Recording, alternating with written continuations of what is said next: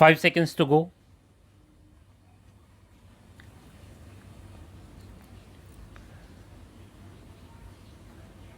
Start.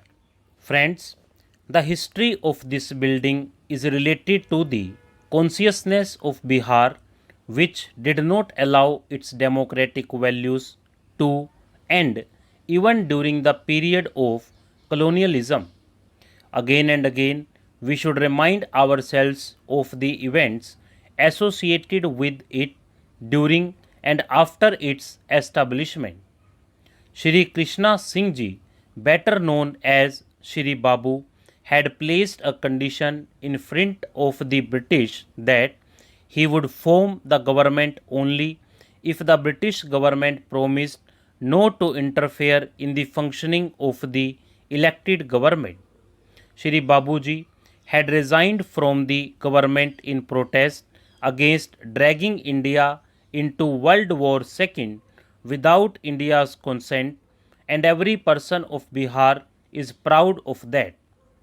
This incident has always communicated the message that Bihar can never accept anything against democracy.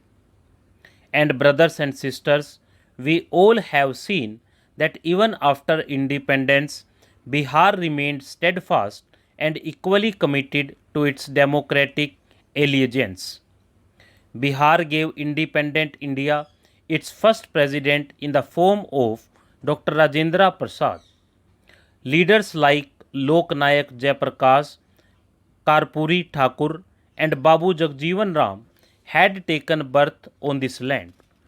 Even when there was an attempt to crush the constitution in the country, Bihar came to the fore and protested against it. During that dark period of emergency, the soil of Bihar showed that efforts to suppress democracy in India could never be successful. And therefore, I believe that the more prosperous Bihar is, the stronger will be the democratic power of India.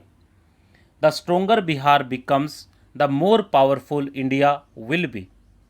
Friends, the Azadi Ka Amrit Mahotsav and this historic occasion of 100 years of Bihar Legislative Assembly has brought a message of introspection for all of us, for every public representative.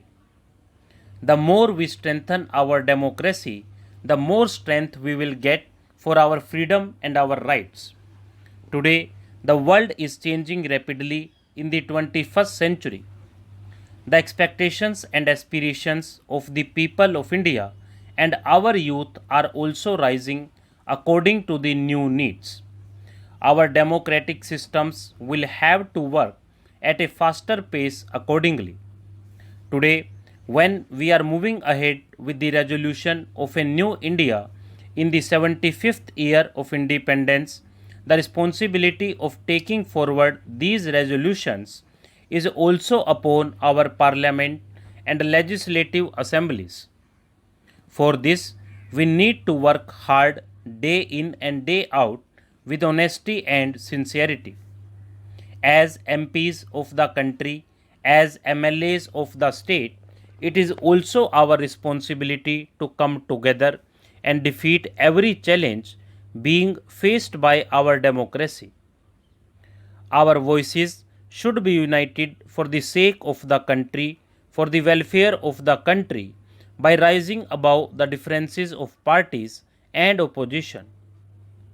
Let the House become the center of positive dialogues on the subjects related to the public welfare.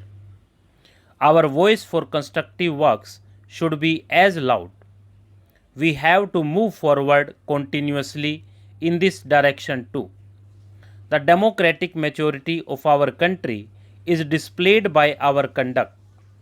Therefore, along with the world's largest democracy, we also have to grow ourselves as the world's most mature democracy.